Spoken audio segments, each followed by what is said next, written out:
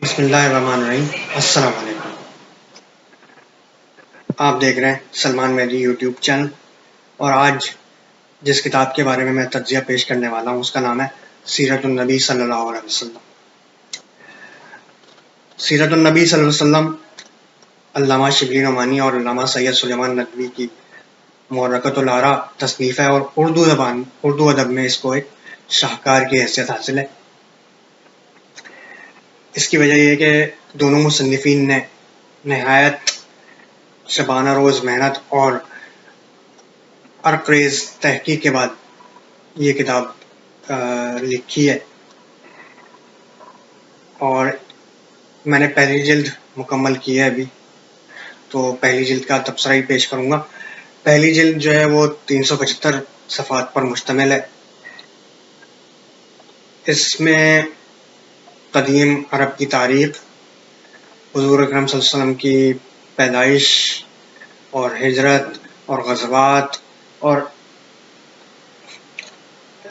ہجرت کے بعد 9 سال تک کے جو واقعات ہیں وہ قلم بند کیے گئے ہیں۔ سب سے اہم بات اس کتاب کی یہ ہے کہ اس کا جو مقدمہ اور دیباچہ ہے وہ بھی دونوں پڑھنے سے تعلق رکھتے ہیں۔ اس کے علاوہ اس کتاب کے اندر حاشیے دیے گئے ہیں، فٹ نوٹس، تو اگر آپ کو اضافی معلومات چاہیے تو آپ حاشیے کے ذریعے حاصل کر سکتے ہیں۔ اس میں تمام جو ہے وہ حوالہ جات موجود ہیں، اور جو واقعات مختصراً بیان کیے گئے ان کی تفصیل بھی حاشیے کے اندر موجود ہے۔ ایک اور اہم بات یہ ہے کہ یہ نہایت سلیس زبان میں لکھی گئی ہے۔ دونوں مصنفین کا اسلوب بیان نہایت سادہ اور پرکشش ہے۔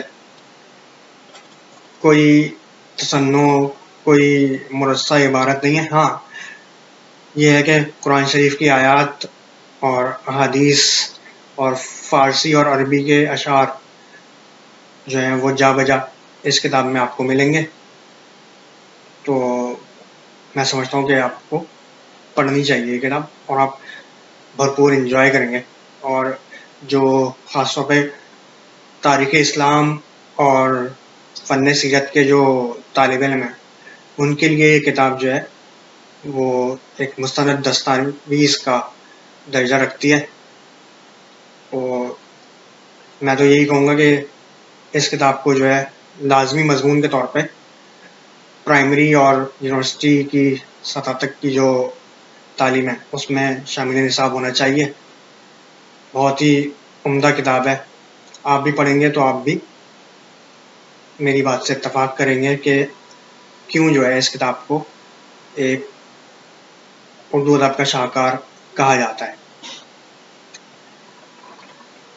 اچھا، دوسری امپورٹنٹ بات یہ ہے کہ اس کتاب کے اندر غزوات کے بارے میں نہایت تفصیل سے آپ کو معلومات ملیں گی کہ غزوات سے پہلے کیا ماحول تھا، جو حضور صلی اللہ علیہ وسلم نے جنگیں لڑی ہیں اس سے پہلے کیا ماحول تھا، اور جنگ کے دوران جو ہے حضور صلی اللہ علیہ وسلم کی کیا حکمت عملیاں تھیں، اور جنگ کے بعد جب علاقے فتح ہو گئے تو مسلمانوں نے قیدیوں کے ساتھ کیا سلوک کیا۔ تو سیر حاصل بحث کی گئی ہے غزوات کے متعلق۔ تو خاص طور پہ غزوہ بدر جو ہے، جو کہ اسلام اور کفر کے درمیان پہلی بڑی جنگ ہے، اس کے بارے میں جو ہے 2 چیپٹرز شامل کیے گئے ہیں۔ تیسری اہم بات یہ ہے کہ ایسے لوگ جو موضوع حدیث بنا لیتے ہیں یا من گھڑت حدیثیں بیان کر لیتے ہیں جن کا حضور صلی اللہ علیہ وسلم سے دور دور تک کوئی تعلق نہیں ہوتا، ان کی سرکوبی کی گئی ہے، اور نہایت تحقیق کے بعد جو ہے مصنفین نے جو کہنا چاہیے کہ روایت کا اصول ہے وہ بیان کیا ہے کہ سیرت کے جو مصنفین ہیں، فن سیرت کے جو مصنفین ہیں، انہوں نے کس معیار کا جو ہے کرائٹیریا جو ہے وہ پسند کیا ہے کہ جب آپ سیرت کی کوئی کتاب لکھیں یا حدیث کی کوئی کتاب لکھیں تو ان کو ان شرائط پر پوری اترنا چاہیے کہ بھائی راوی جو ہے اس کا صحت مند ہونا، اس کا صاحب ایمان ہونا، اس کا جو ہے متقی ہونا، اور واقع کے وقت اس شخص کا، اس راوی کا جو ہے موجود ہونا اس جگہ پر، یا اگر وہ سن رہا ہے تو سننے والے کا صاحب ایمان ہونا، یہ ازحد ضروری ہے. تو اگر کوئی اور سکا ہونا بھی ضروری ہے، اور اگر کوئی صاحب جو ہے وہ کوئی راوی جو ہے وہ سکا نہیں ہے تو اس کی حدیث کو صحیح تصور نہیں کیا جائے گا.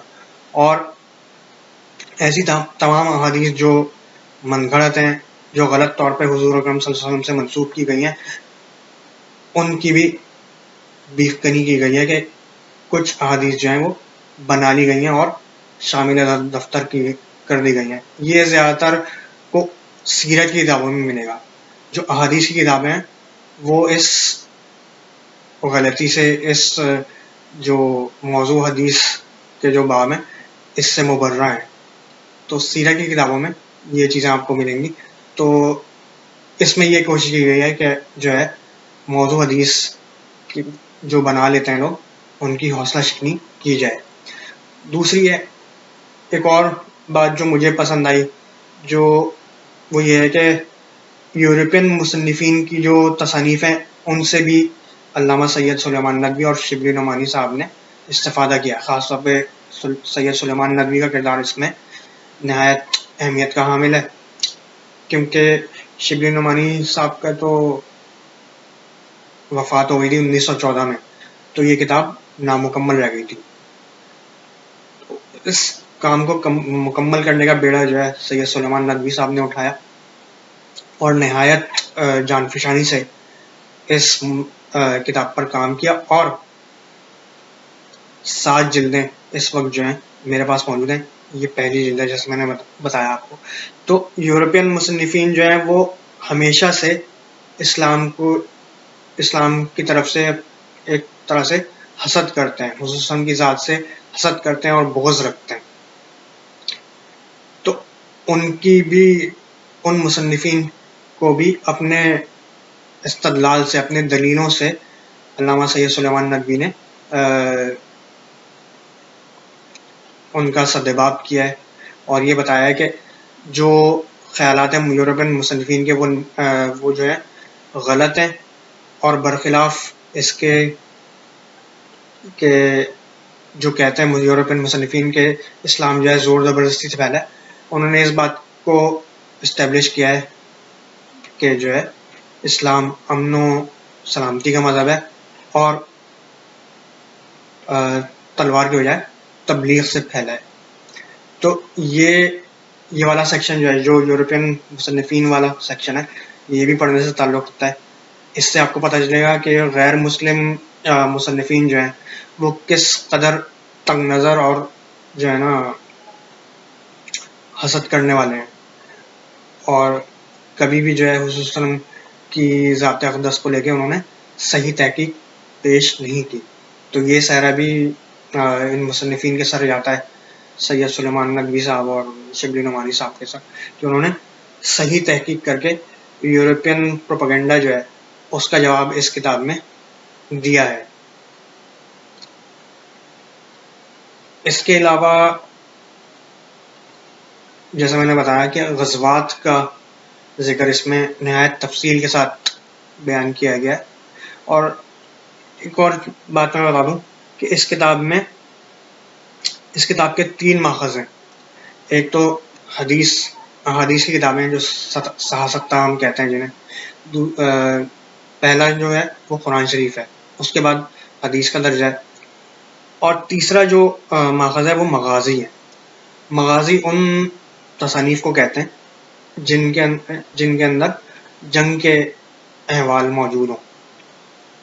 جیسے آپ کو پتہ ہے کہ عربی لوگ جو ہیں، قدیم عرب کے لوگ جو ہیں، وہ جنگ و جدل کے بغیر نہیں رہتے تھے. ان کا محبوب ترین مشغلہ یہی تھا کہ وہ کسی سے جنگ کریں اور مال غنیمت حاصل کریں.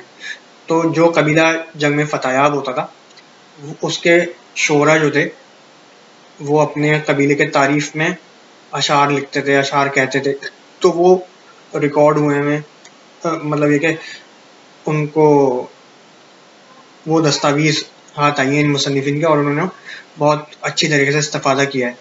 اور اس کتاب کے اندر وہ جو اشعار ہیں قدیم عربی شعراء کے جو اشعار ہیں وہ بھی شامل کیے ہیں.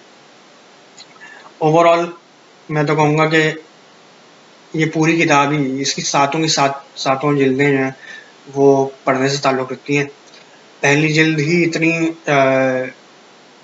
انٹرسٹنگ ہے اور اتنی زیادہ معلومات ہیں کہ آپ کو اسلام کی صحیح تصویر اور حضور صلی اللہ علیہ وسلم کے وقت کے واقعات اور ان کی زندگی میں ہونے والے تمام اہم ترین واقعات جو ہیں ان کے بارے میں معلومات بہم مل جاتی ہیں. اور خاص طور پہ جو حاشیہ ہے، اور اس کے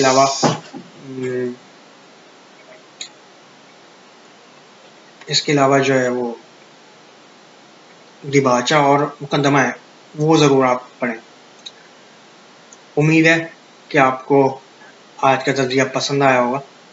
اگلی ویڈیو تک کے لیے اجازت. اللہ حافظ.